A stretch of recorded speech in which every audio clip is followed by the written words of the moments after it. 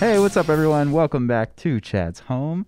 Today, I'm honored to be sitting with a phenomenal artist and podcaster. You can listen to his new album, Mid-Century Modern Romance, right now.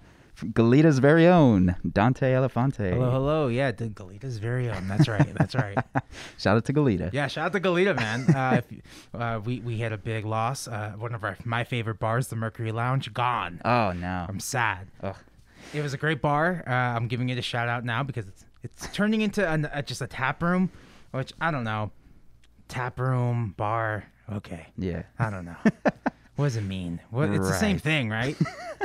I guess so, right? Yeah, I guess. Yeah. Tap room, yeah. It's like a fancier way to... It's a fancier way to just say bar. Like a hipster way of like... Totally. Yeah, so now it's going to be a tap room, but I liked the Mercury Lounge in Goleta because they, let us do whatever we want.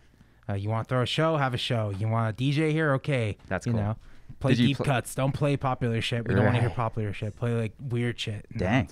That's what I liked about it. Did you used to play there, like coming up? I never played there. The original owner never wanted my band to play there. Oh, really? I remember I emailed her. And no, I didn't email her. I dropped off a CD.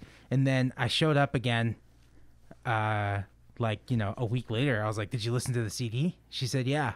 I was like, can we play here? She said, no. I was like, okay. Oh, oops. rough. Yeah, still the love original it, owner was brutal, but we were friends. Yeah. You still love it. So yeah, that's cool. I still love it. Yeah. Do people ever call you Dante, not Ruben? All the time. It's been like that since we started this band. Like, it's been like 10 years of people calling me Dante, and I'm cool with it. Yeah. It is what it is. Oh yeah. So I guess I wanted to start with like some of the origin stories. I was listening to some podcasts. Yeah. I'd love to know a little bit about Ruby Manslaughter. Yeah. Shit. Yeah. Dude, you really went back far. Yeah, so it kind of like I'm born and raised in Santa Barbara and Goleta, and my first band when I was 14 was called Tigers in the City, and that was with my cousins.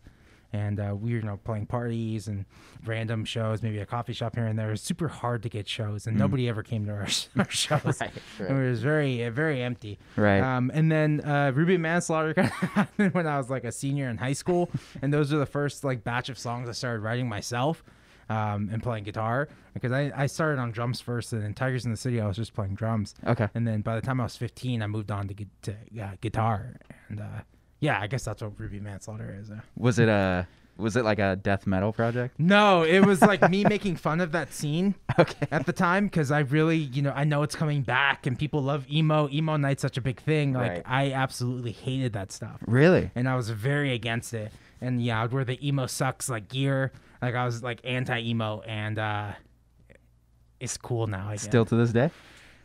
I get it. Like, I like it now. Yeah. As I'm older, and I appreciate the nostalgia because, hey, in 2010, I was all about the 90s. Like, I was obsessed with the 90s. That was the last wave of nostalgia. Right. And so I get it. Y2K, emo, that's the next wave, and I'm not going to let Gen Z or the next generation, like, feel deprived of that. Right. Like, that's Fair. going to be fun. Yeah. Like, it was really fun for me to relive the 90s this last decade. Right. But it's time for me to move over. It's 2020 and 2021, and I'm 30, and I should let it go.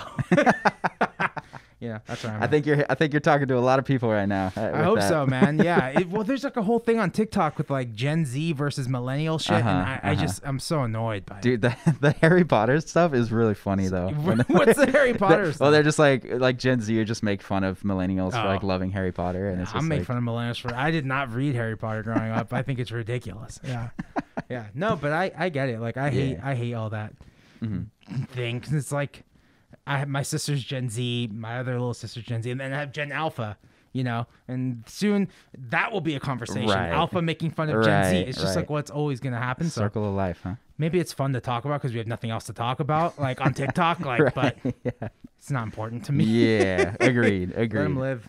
Agreed. So yeah, you were playing like drums, and then you were playing guitar, and then you like playing other bands and stuff coming up before the Dante Elephante project? Yeah, before Dante Elephante, 2008, I had graduated high school, and I was trying to do my own thing, but then I had a friend who wanted me to play drums for his band, and I was like, okay, I'll do that. And then he was like, let's start another band. So then we had 2 bands with the same dude. Oh, cool. And then he had a friend who needed a drummer. So at some point I was like in 3 or 4 different bands just drumming, and it wasn't very fulfilling. And I remember I was talking to this girl who I'd met on OkCupid. Shout out. is a throwback to OK Cupid. She was from Long Beach. I think I hung out with her once, but like we were texting, and I was just like, I don't think I'm like happy doing just drums. Like, she's like, well, then write your own shit. Like, I don't know. You keep talking about it, just fucking do it. And I think I put a Craigslist ad out looking for a drummer and a guitar player, and that's how I met the original band. Oh, cool. My original band members for Dante. Got it. And then that's when you made Anglo-Saxon Summer. I think we did the EP first. So we started in 2010 with Dante, and then we played like a couple shows, but then we really played more shows in 2011. So it's like we started 2010, but it was like the second half of 2010. Yeah. We really went hard in 2011. 12, I think we booked like a self-booked tour in 2011 and 2012. Did the EP. Played a show with someone. We played a show with Froth, I think. And one of the dudes touring with them knew the other people in Lollipop. And so they reached out and said, hey, love the EP. We'd love to put it out. So 2013 is when it really got its proper release. But it came out the year before. Got it.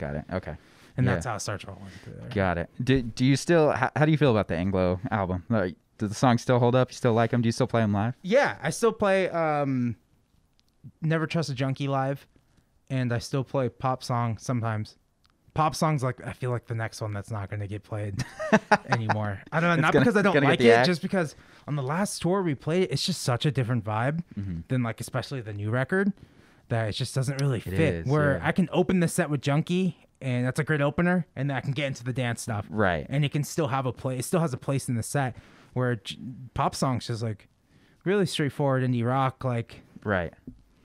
I don't know. It doesn't really fit. Yeah, but I'm going to keep playing it because I know people like it. Yeah, totally. People will want to see it. Is it fun? I don't know. Like as you build up your catalog, like as an artist, is it tough to, because obviously you want to, please the fans. And if they're asking for Anglo songs, like you want to play them, but at the same time, it's like, well, I just put out this record. Like I want to really feature this record. Like, is that a tough internal decision to make? Yeah. So it's like the first national tour we did was in January 2019. I booked it myself, and I was like, that's where I'm going to play everything. A couple songs from the EP, this, and then the Rare Attractions, and I was like, this will be it. If this is the last tour I do, because every tour is the last one, right. This is the last tour. So I'm going to play all the greatest hits. And then so I went and I was like, if you saw us on that tour, then you saw it. I'm not going to play songs from the EP, maybe one song from the EP, maybe two, but like, it's just tough. It's just really weird because one song on the EP ended up in a commercial and people want to hear that. So I'm like, I'm not playing that fucking song. Like, I don't even sing on the second verse of that song. It's just really confusing. Yeah. Did you make some good coin? Good no, cash? Dude. Like the worst part is that we didn't make great coin. Like, it was just like in an ad. It was in an ad. Yeah. I think we made like $2,000, which is great, right? But not on commercial level. Not on commercial level. And that company just went public this last week. Oh, so damn. I'm like, you guys make so much fucking money. Damn. Like, we asked for $5,000 because I was like, $5,000? Yeah. That's cool. They said, no, how about free? And then we said, no, you have to you have to give us something. Yeah. But, they gave us $2,000, and that basically funded Rare Attractions. I was able to get studio time, and we were able to like make that Ross record. Right. So that basically funded the record. Got it. That's cool. This is Dante Elephante, and we're at Chad's home, and this is Never Trust a Junkie.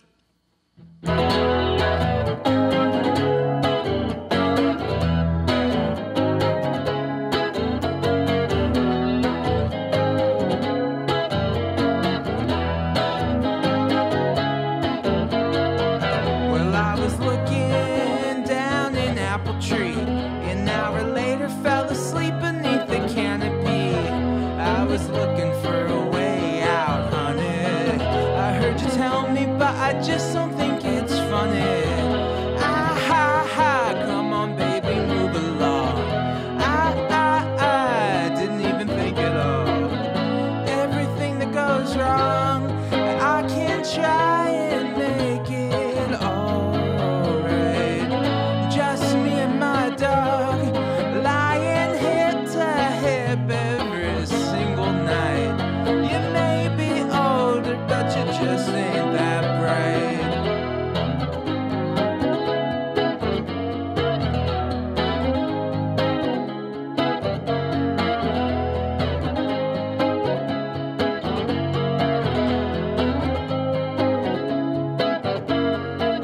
If you're driving, put your hand in mine. You always get a little higher when you go outside.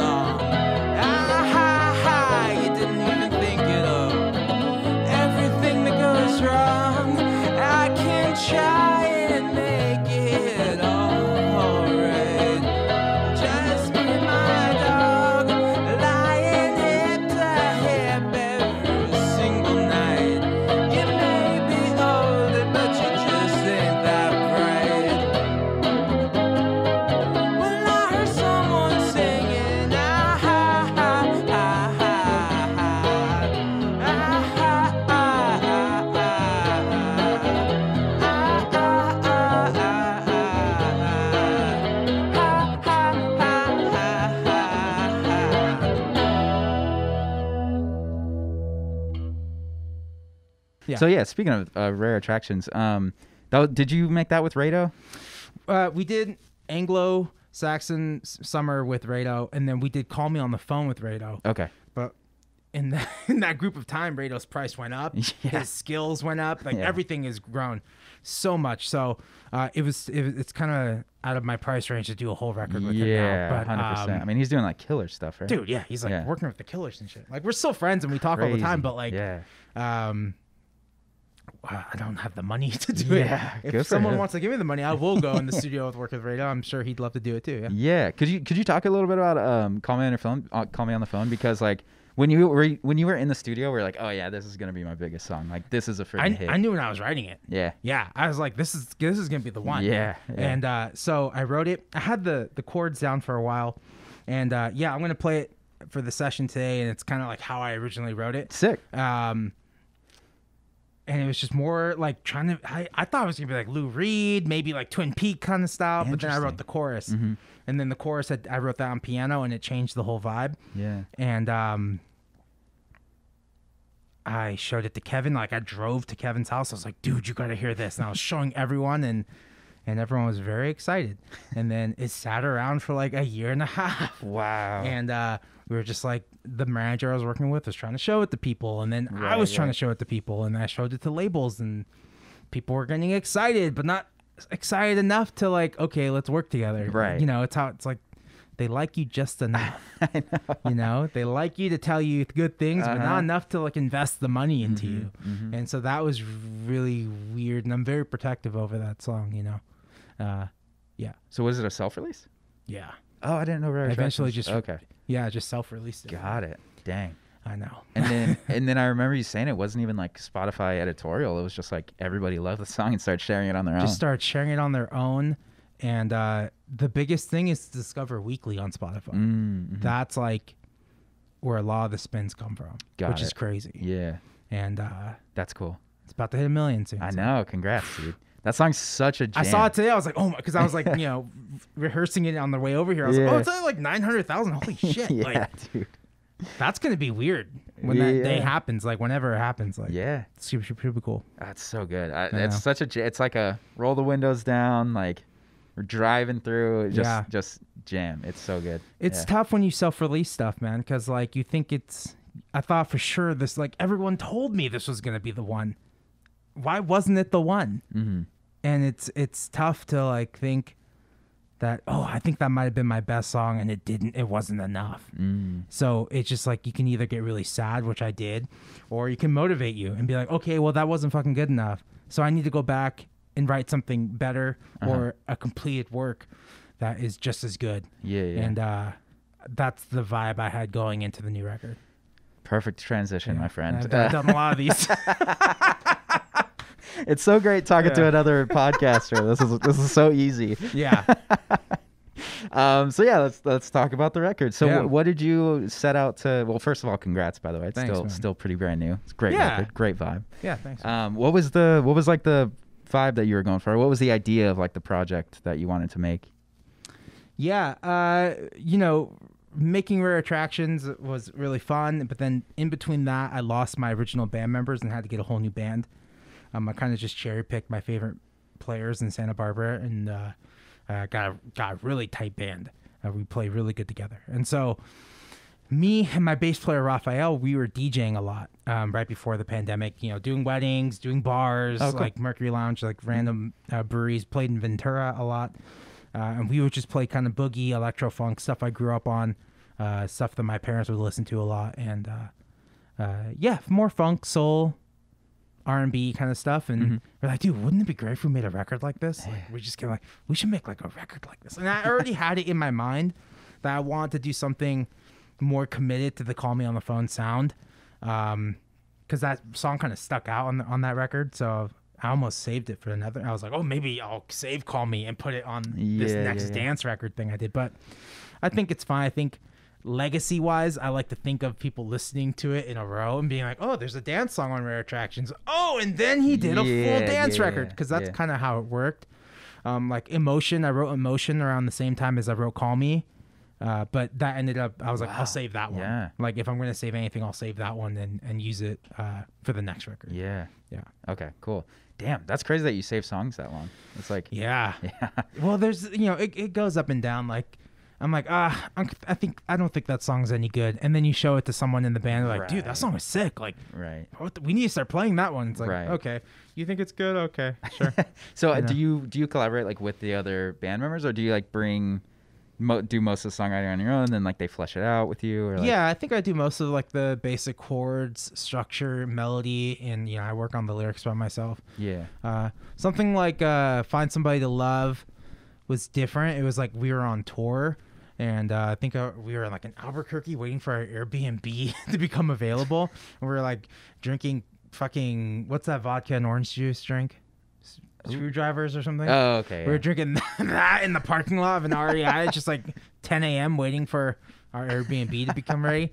And so me and Ralph, I was like playing some chords, and I was like, oh, wouldn't it be funny if it was like, it's like Cool in the Gang, like something like that. Yeah. And like it just kind of built around this joke of like, hey, our wives are at home. Am I right, boys? Like we're on tour, even though none of us like do shit like that, like on tour. Yeah, So right. so that was kind of like the joke. Right. And then it just kept like, oh, what about this line? And everyone just kept throwing out lyrics. And we got the first verse down that way, but I didn't finish the lyrics until I got home. I was like on the bus, and I was like, that's what I cool. miss. I got a car, and I miss hanging out on the bus, dude. Yeah. Like, I miss just riding on the bus thinking of lyrics or thinking of something weird. Like I don't have that like that time to just sit down and do nothing. Right. And I miss that. That's what I don't like about having a car, because I'm like worried about driving or listening to a podcast or something else. So, Yeah, like, I lost that, like walking around like, oh yeah, Interesting. yeah. Maybe oh I'll go yeah, back that'd to be a good melody. Oh yeah, that'd be something. Right. Like, Right. yeah. Dang. And I bet like on tour too, just like Right. being able to, Fuck around and like, oh, here's a chord progression. Hey, Right. that's cool. Like, what is that? And it's like you build something like Right. that. Those little fun moments where you build a song in practice or something have just been completely gone. So it's definitely a lot harder to. The spontaneous writing Right. is gone, and it's just I think I have like 5 new songs this year over the last year. Got So it. Got it. it's a little lower than what I'm used to, but Yeah. I don't know. We'll see what happens. This song is called "Find Somebody to Love."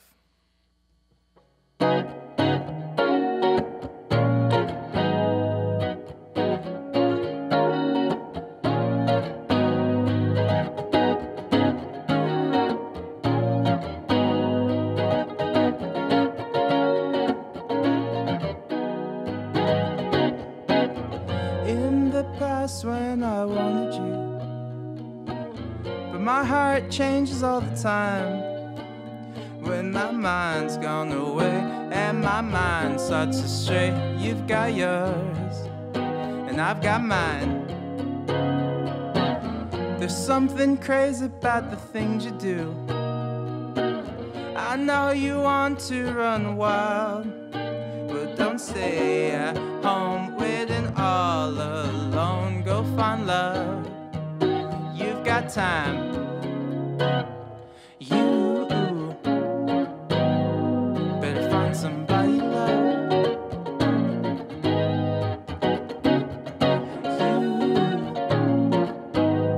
You better find somebody to love.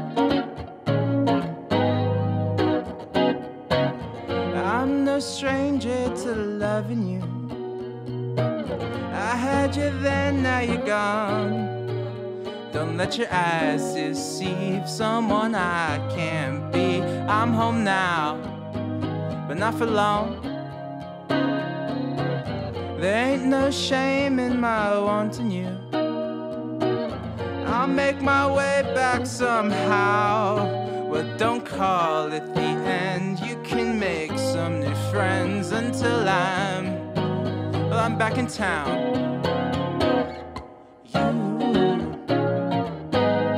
You better find somebody to love.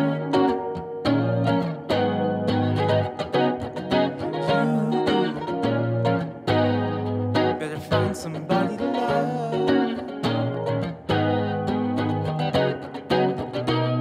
'Cause baby, till I come home, things are gonna be alright.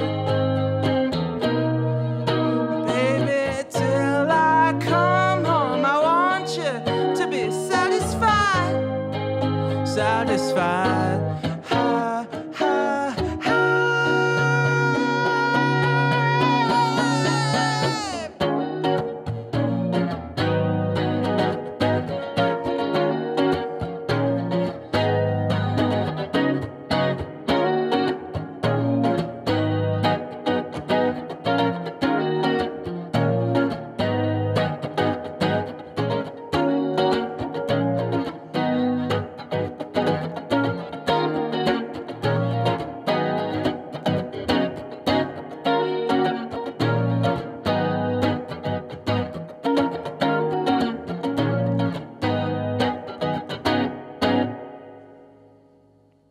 So are any of the songs, like, what was the last written song that made the album?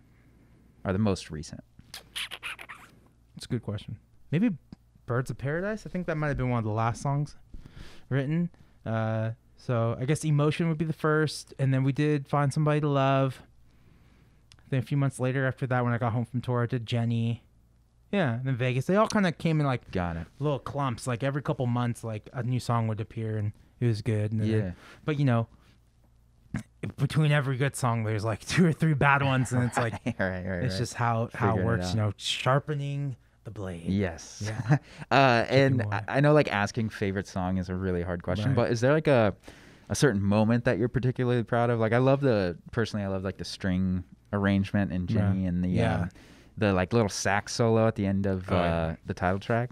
It's super cool. But yeah, is there like something that like stands out to you that you're super proud of or like very excited about making? Yeah, the strings that was like a really fun day because we were using fake strings originally, and it just wasn't hitting right, man. And so Raphael had these 2 friends who went to, you know, school for art or for music, and they're just like super talented, and they were looking for sheet music. I don't know how to do sheet music, so I was like, what if it did like blah da da da da, and then they had to like figure that out, and it was a lot of that. That's cool. And so that's how a lot of those string arrangements kind of worked out. And I don't know, maybe I should learn that for the next time around, but I don't know. That's cool.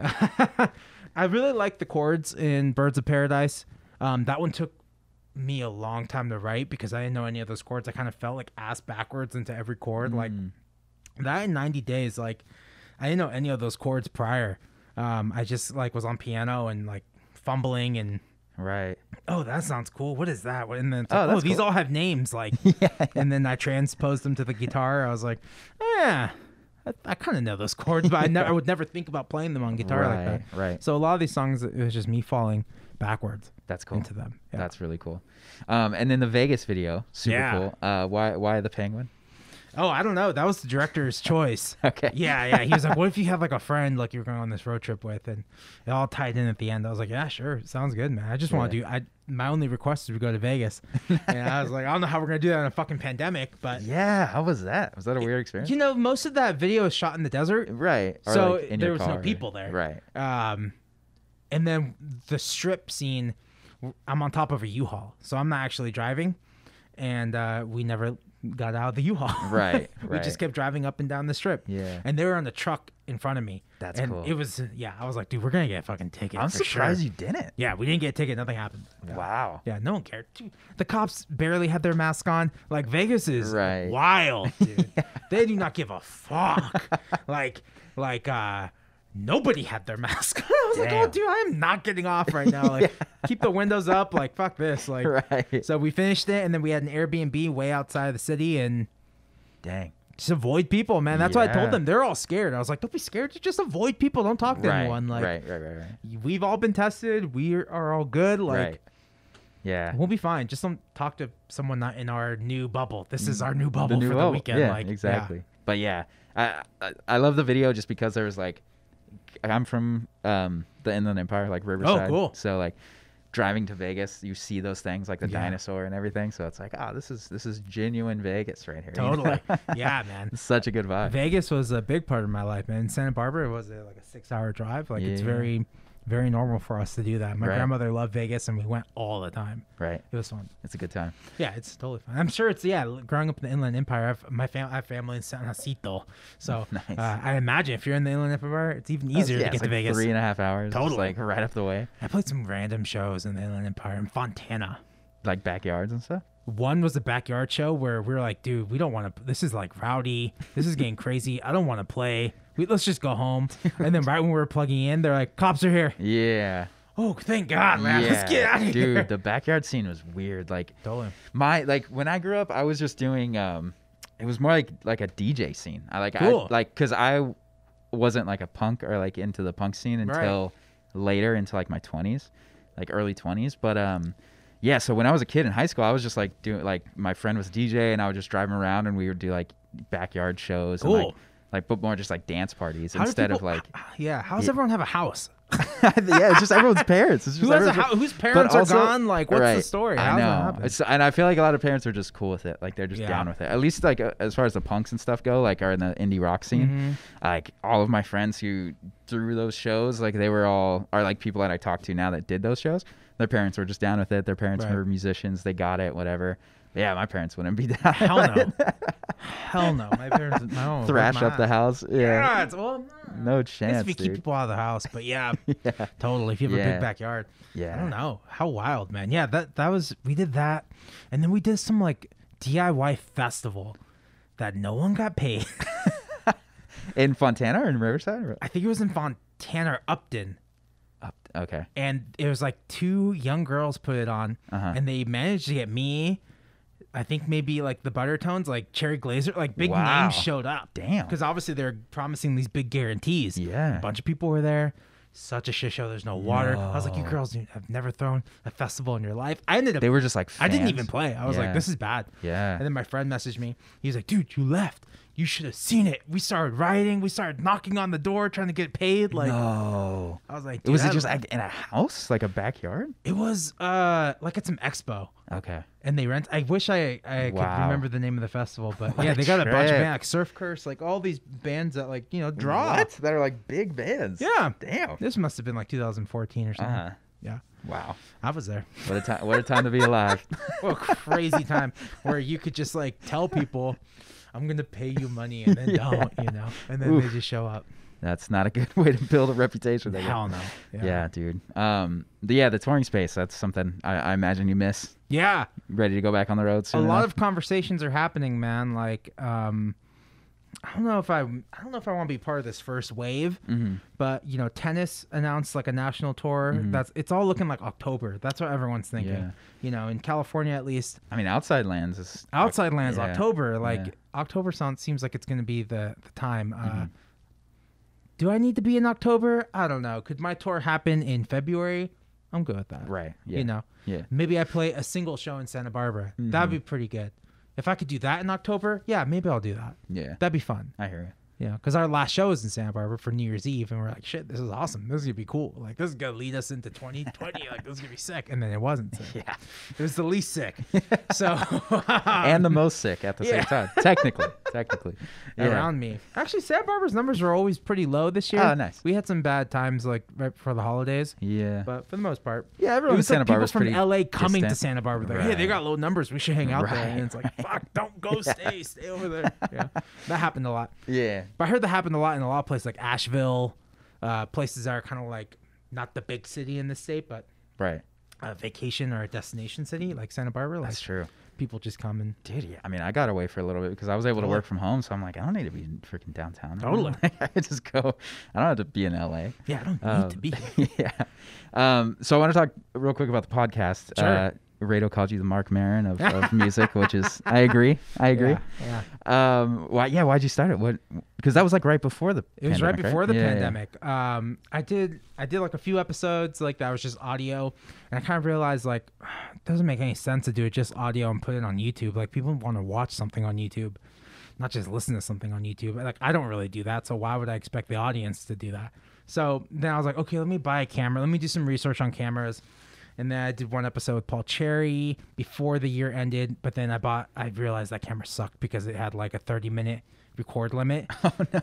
And then midway through the podcast, you have to like, sorry, I need to hit record again. Right. So I found that I did more research. Okay, the GH5 just records. And shit just runs. So I got one of those. And that's kind of where the podcast, I feel like, officially started.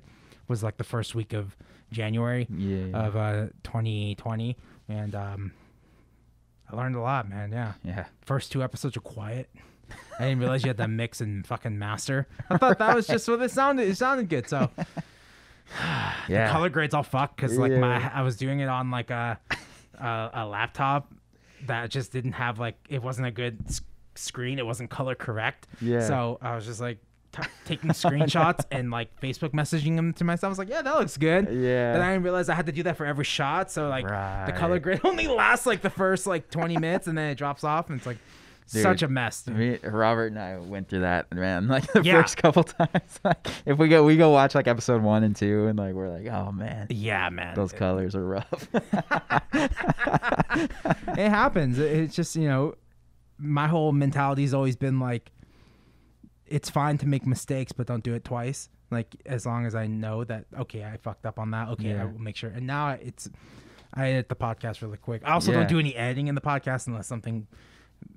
Like I did one the other day, like their album's not out yet, so they like there's some stuff they didn't want out, so like I can like clip those little things out. That's not like huge, that's not big, but like I mainly did it because I didn't have a podcast that I personally listened to that was like that.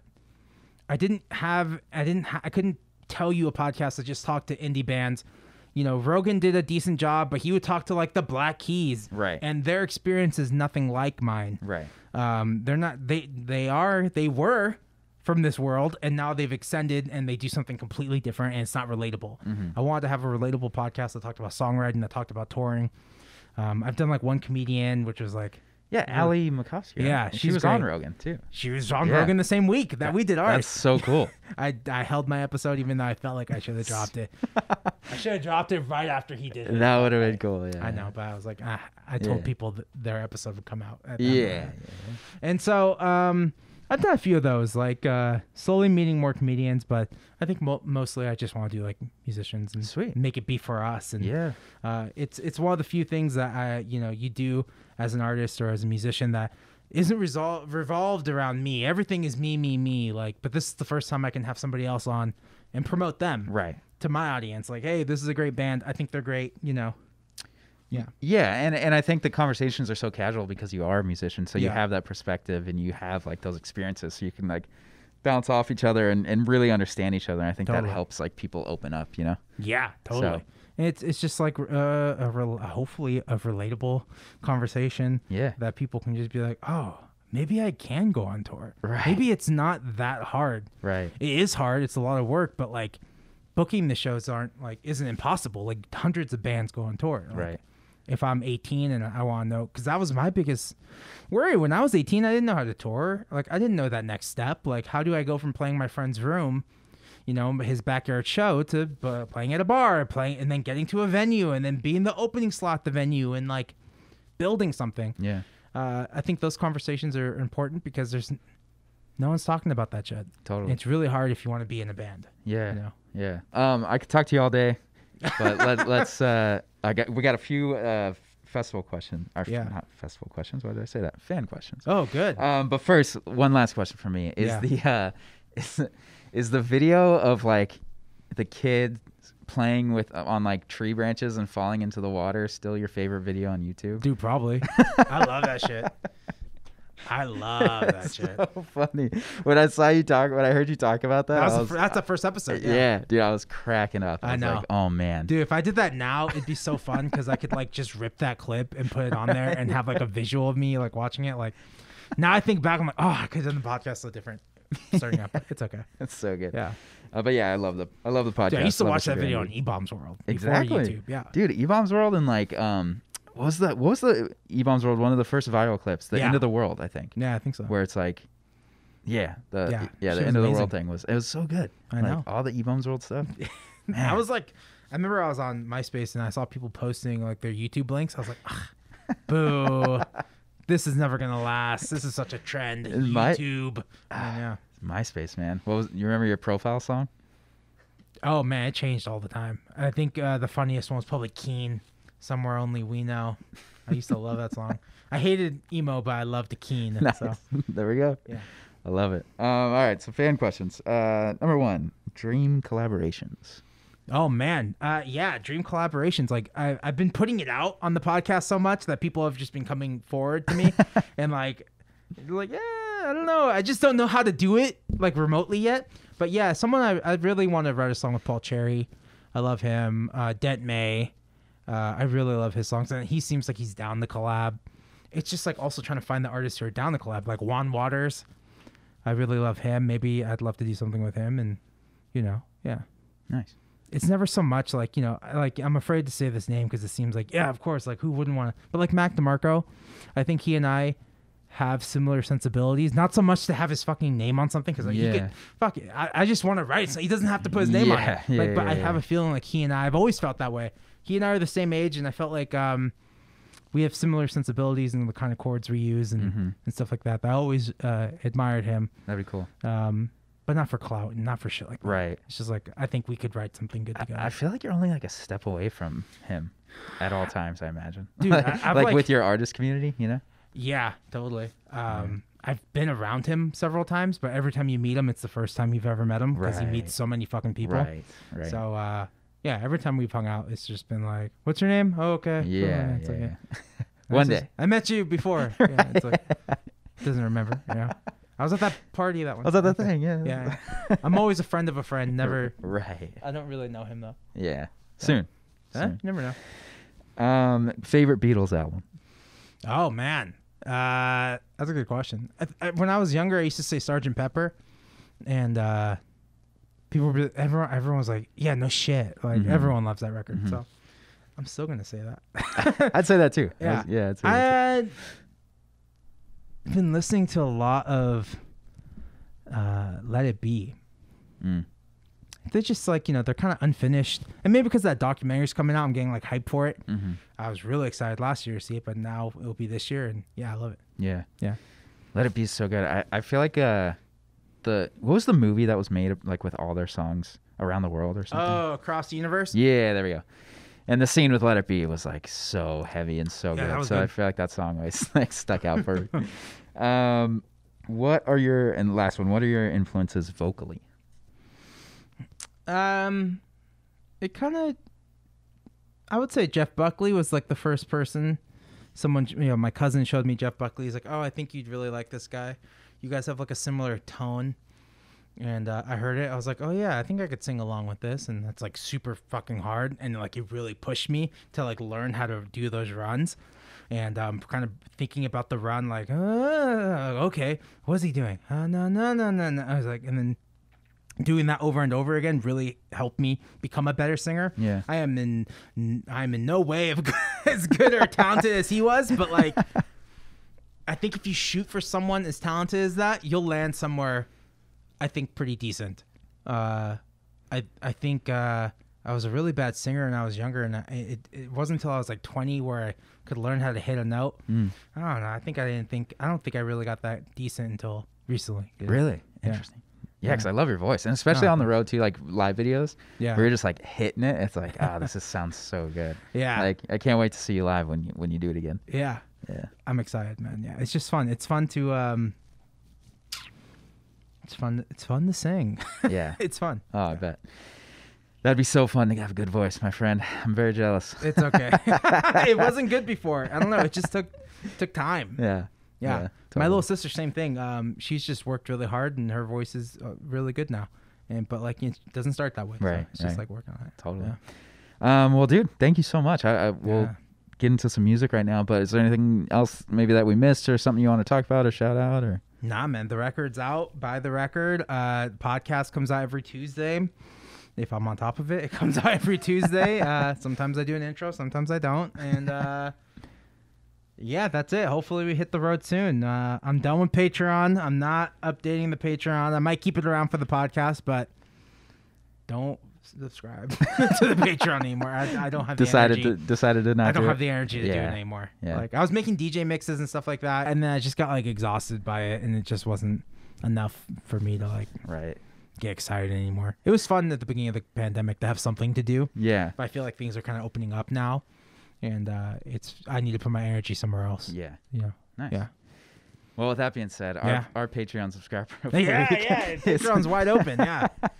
So all of Dante Elephante subscribers, come to the chat's home Patreon.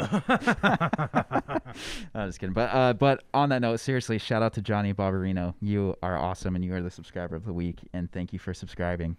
Nice. And I love you. And then shout out to DC Shoes for sponsoring the series. Cool. And without you, this wouldn't be possible. So thank you, DC Shoes, so much. And, of course, Topo Chico Mineral Water. My boy's drinking one right here. Got one We're right loving here. it. It's feeling good. We asked at the beginning of the pandemic. I'm still open. Send me some. There we go. I'm still down. Get on the Dante Elephante pod, please. Mm-hmm. Sweet. Well, thank you, sir, again. And we'll get into some music right now. Oh, yeah. Dante Elephante. Buy the record. Peace. This next song's called Las Vegas.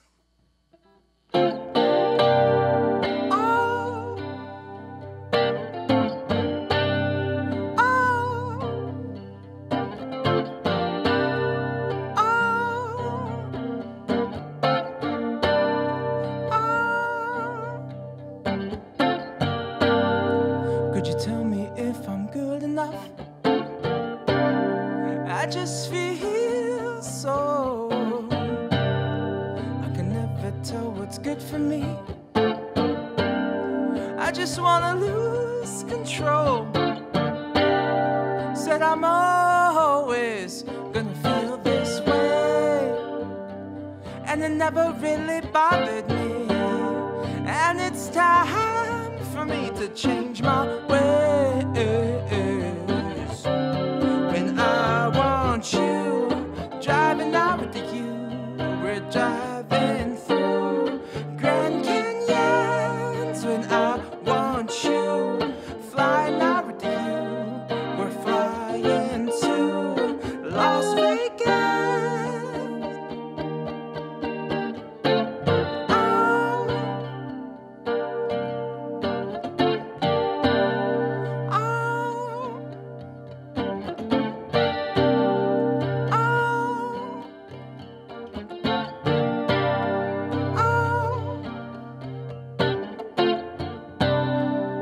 Desert sun's no good for me. It's getting so hard. The strip ain't what it used to be. I just feel so lost. Said I'm always gonna feel this way, and it never really bothers me. And it's time for me to feel this way. When I want you, driving out with you, we're driving through Grand Canyons. When I want you, flying out with you, we're flying to Las Vegas. I can do anything you want. Save for another, make some bread, dream a little dream of me. So much love I wouldn't dare receive.